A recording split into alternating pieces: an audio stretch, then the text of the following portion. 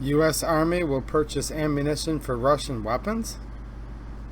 Weapons like this, or like this, or this, or this, and definitely this. Hey guys, how's it going? Ammo shortage 2020. It's here. It's real. There's really no denying it. And a lot of people are wondering why. Well, there's some plausible reasons why, which I'll discuss in a minute, but one of them may be Soviet-era Combloc type weapons.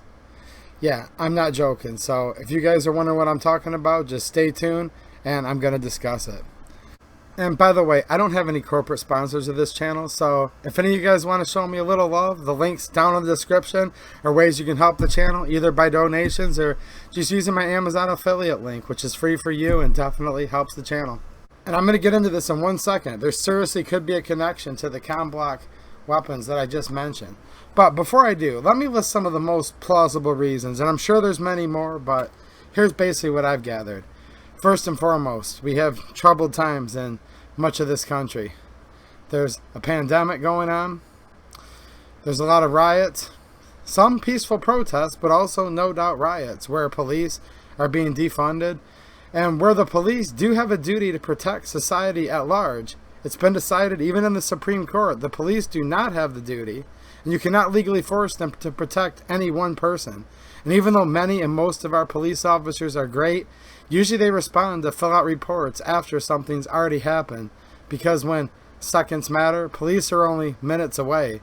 And that's why most of us carry a gun, because it's just too heavy to carry a cop around with you, right? So with that said, people have realized they're responsible for their own defense of themselves and their family. And with that realization, we have a lot of new gun owners in the United States. And what do new people do when they get into something? Well, they don't have any, so they buy. So they didn't have ammo before, just bought their first gun, now they're buying, and in some cases in large quantities. Now we also have experienced gun owners that have owned guns for many years.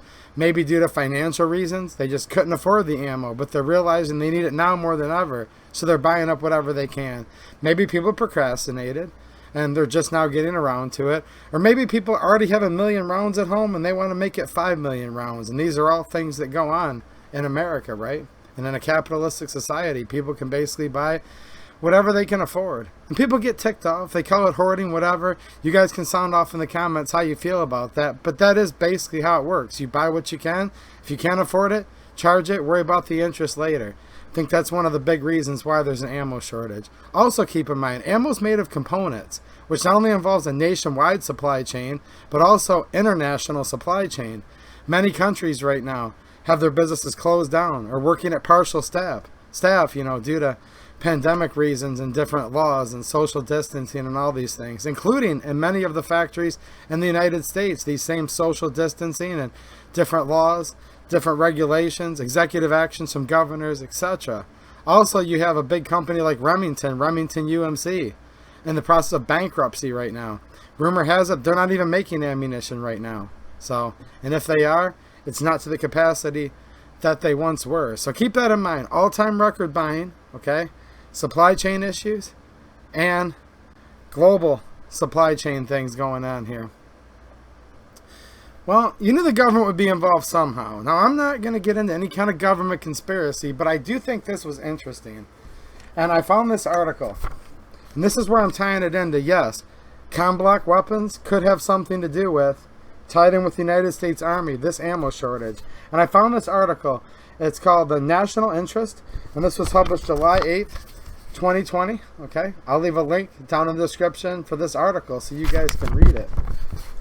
The United States Army will purchase ammunition for Russian weapons. It says civilian shooters have had to deal with ammunition shortages in recent years, and now the U.S. Army could be short on specific ammunition as well. But don't worry, the U.S. military is more than well equipped to handle any conflict or crisis that might arise. And I will add, that's another reason for the ammo shortage. The United States Department of Defense and all of their contracts, keep in mind all of their alphabet soup letter agencies, they're always buying ammo in large quantities, including your state police, your county LEOs, your city LEOs, many, many others. Law enforcement and military are always buying large amounts of ammo, and no doubt they still are. So that's always going to be a burden on the ammo supply. And they're probably buying more now than ever. But what's also interesting is this. Where it is short on ammunition, though, is for the Russian-Soviet small arms, including the AK, PKM, Makarovs, SVD, Dragunov, among various other weapons. And this month, the Army Contracting Command has posted a notification requesting information from contractors regarding their ability to produce and deliver non-NATO commercial ammunition. And that has to do with the calibers I discussed and several of the firearms I just showed you. And then it says the military isn't suddenly adopting Cold War vintage small arms, but as DefenseBlog.com reported, the Army Contracting Command wants to purchase the Special Ammunition and Weapons System, SAWS, for the U.S. Department of Defense to practice fighting against weapons America's rivals and enemies might use. Training exercises of weapons used by potential adversaries are actually common, especially as these weapons are employed not only by Russia, but have been widely exported throughout Africa, Asia, and the Middle East. This is allowing U.S. soldiers to have a familiarity with these weapons. And they're basically saying the military command trains special operations groups to operate Soviet-made weapons in cases where their M4s run out of ammo. And they still have to fight terrorists. They could just basically grab a Russian-made or Soviet Combloc type weapon and be proficient with it and know how to use it. Because that might be what the enemy's using and what they can find laying around. Now here's what's interesting. I'm skipping ahead here a little bit. According to reports, the U.S. DoD will seek multiple award, firm, fixed, price, indefinite delivery, indefinite quantity contracts. Indefinite means there is no end. It doesn't necessarily mean infinite, but it could mean. So they're basically saying they're seeking firm fixed price, indefinite delivery, and quantity. So basically that's saying we want to get contracts where you'll make as much of it as we want until we tell you to stop. Now wait a minute. I know what you're thinking here, because I was thinking the same thing until I read the next sentence. Most of our Russian ammo, this is some 9 Luger, but Wolf sells a lot of 9 Makarov, 7.62 by 39, 7.62 by 54R. This stuff's made in Russia. So what's this have to do with the ammo shortages here from domestic suppliers? It actually might have everything to do with it because of the next sentence. However, Russian-based companies need not apply, as the ammunition must be produced and bought on American soil due to sanctions that have banned any and all imports of Russian-made weapons and ammunitions, etc. So, yeah. They're basically saying that they're going to be putting out bids for contracts from American ammunition manufacturers, because that's what the contract specifies, for an indefinite amount of time, for an indefinite quantity.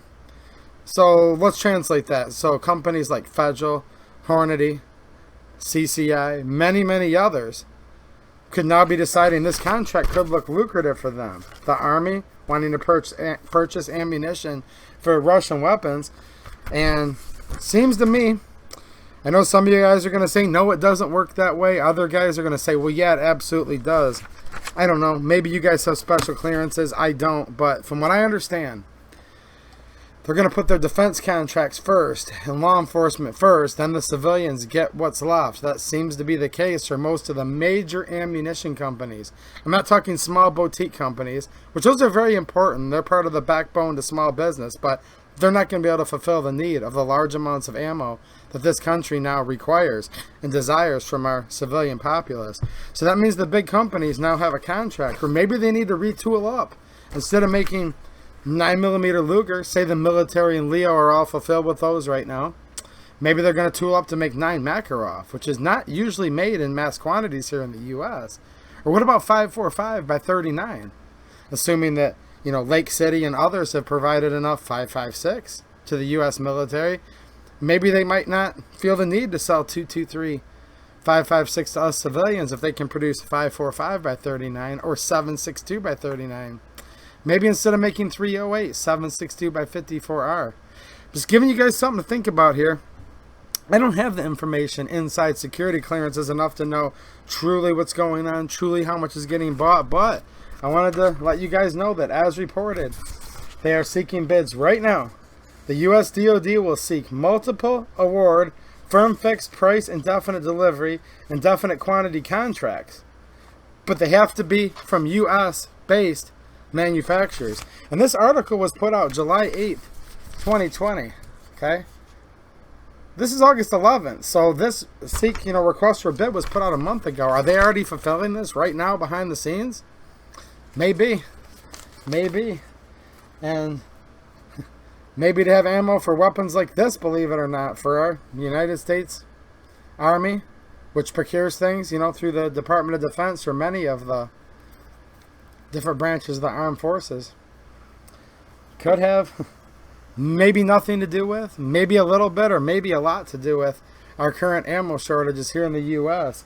And if this is true, and they're going to be buying large amounts of this being produced in the U.S., it might keep the ammo shortage going a lot longer than we'd like to think. So hopefully you guys enjoyed looking at some of the weapons. I just kind of threw them in there, not to make the video go on too long, just because I thought it might be a little eye candy for fun, just to kind of split it up. And I'm worried about the ammo shortage too, guys. I wish you well.